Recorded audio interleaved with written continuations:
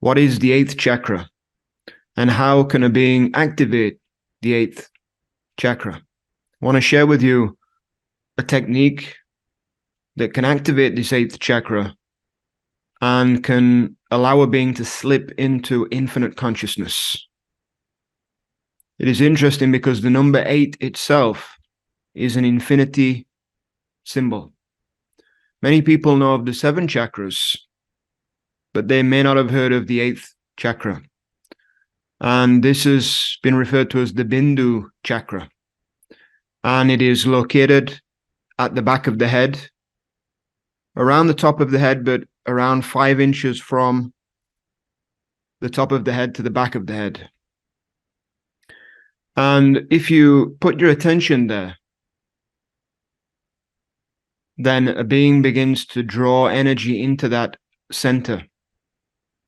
And one's state of consciousness can change from that experience.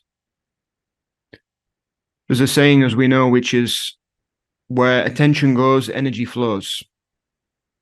This is the power that each being has. They have the power of their attention. Wherever they put their attention, that is the direction that the energy moves within. So you can do this with all the chakras. You can put your attention into all the chakras. But really, what the challenge is for most beings is that their mind is so restless. Their attention is so much in the mind, going off into this thought and to that thought, that it becomes very difficult to keep the attention on one specific location.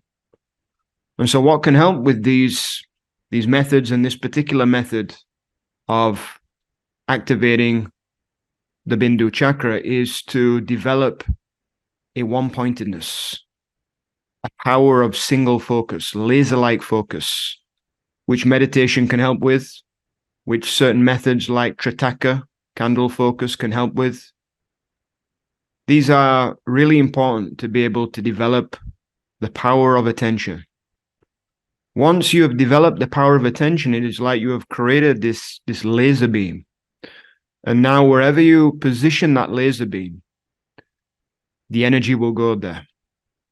And it will liberate that area, and it will infuse that area with more of your spiritual life force energy and with more of your consciousness, your pure consciousness, infinite consciousness. So through the Bindu Chakra, a being can access, it is like a portal to access infinite consciousness, to allow infinite consciousness to flood the entire system. And so these are some of the benefits of activating the Bindu Chakra. It has been known that by activating the Bindu Chakra, it improves physical and mental health. It connects one to their spiritual self, the true self, the infinite self. And it also has been known to create this special substance called Amrita, this kind of nectar of immortality, as it is sometimes referred to. And this nectar of immortality is usually released, and it drops into the Manipura chakra, the solar chakra, and it is dissolved there. It is burnt out. And it doesn't have chance to be circulated around the body. But it is known in the yogic traditions that if you can harness this nectar, that there are certain ways, certain techniques to be able to harness this divine nectar, this Amrita, and it then begins to be used throughout the whole system, throughout your whole body. And it revitalizes the body. And it leads to youthfulness, extra vitality, increases health, increases mood.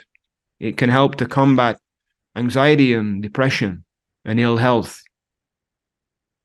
If we access this true energy, then the whole body can be flooded with this energy, and then it removes and pushes out the blockages. So many beings, because of their programming and conditioning and the experiences that they've had, which have created certain kinds of trauma, have lots of blockages and limitations throughout the system. What they call in yoga the energetic channels, the nadis, these can become blocked, restricted in some way.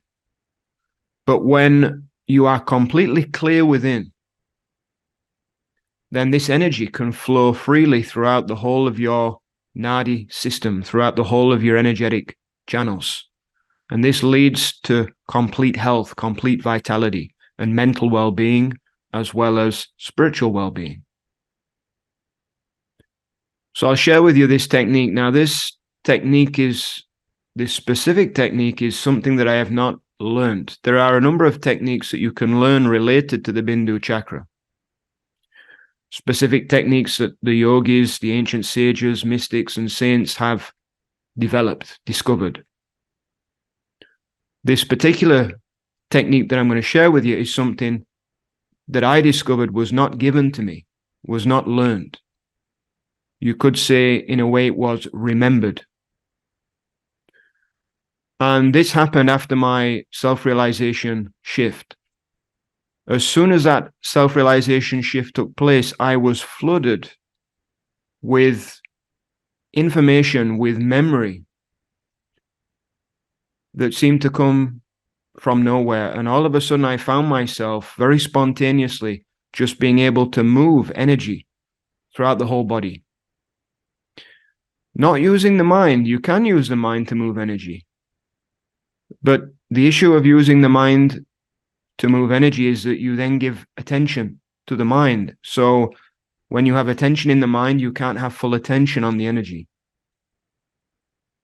But there is a way to move energy throughout the system that does not rely upon the mind, not the thought-based mind. There is a way of moving it with your sense, with your will, in a very effortless way. And this is what I discovered. And before this point, consciously, I didn't know this. But then as soon as the self-realization happened, this ability revealed itself. And I found I was able just to move the energy very effortlessly and spontaneously throughout the system. And really it comes down to the power of attention. So I'll share this technique with you now, and you can give it a try, get a feel for it, get a sense of it, hopefully master it. And I think you'll be very surprised at how it really begins to shift your state of consciousness. Again, you can do this with any of the chakras, but we're going to talk about this specifically with the 8th chakra, the Bindu Chakra, at the back of the head.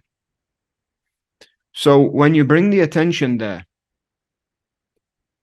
firstly, you bring it to the back of the head. So you can do this with the eyes closed. You can also do it with eyes open, but for many people, they find it useful to start with, to do it with eyes closed. If you really want to maximize this, then you will relax the body and mind first. You will maybe meditate first. If you really want to maximize it, you will develop a one-pointed attention. You'll develop that over a period of weeks, of months, and this will really enhance this particular practice. But for now, if you just close the eyes, and what I would like you to do is just to bring the attention to the back of the head, to that bony part, that ridge at the back of the head, about 5 inches from the top of the head to the back of the head. And just to feel that area, to sense that area. Now, what often happens for people is, because many beings have been trained to use the mind all of the time, they will go into a state of visualization. When you say, put your attention to the back of the head, they might try to visualize the back of the head. But I'd invite you to refrain from that. Refrain from using the mind, and instead just feel, just sense the back of the head. Just sense that area, that point. The word Bindu means point, single point. It is said that the Bindu is the source, the beginning of the manifestation of all creation. So just bring attention by feeling and sensing that area at the back of the head. And I invite you to do that now.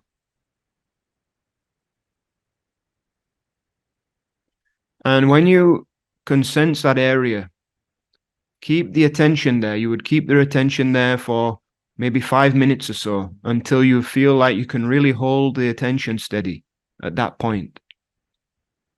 Really sense and feel that point. And if thoughts try to take you off, you just become aware of the thoughts, you let them go, and you return back to that single point at the Bindu Chakra. And so you keep the attention there, and then when you feel after about 5 minutes or so, you're able to keep the attention there. Now see if you can project, not with the mind, but just with your sense, with your feeling, with your attention, to project now the sense of energy, your sense of attention, a few inches at the back of that point. So now you're going from the head itself to the space behind the head. You're moving the attention, the energy, the sense to the space behind the head. And what this is doing is it's drawing the energy to that location. It's like attention going into attention. Consciousness going into consciousness.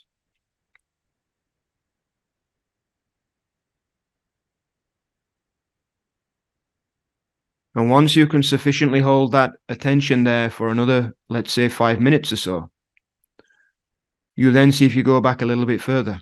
Go back a few more inches to the space behind that point.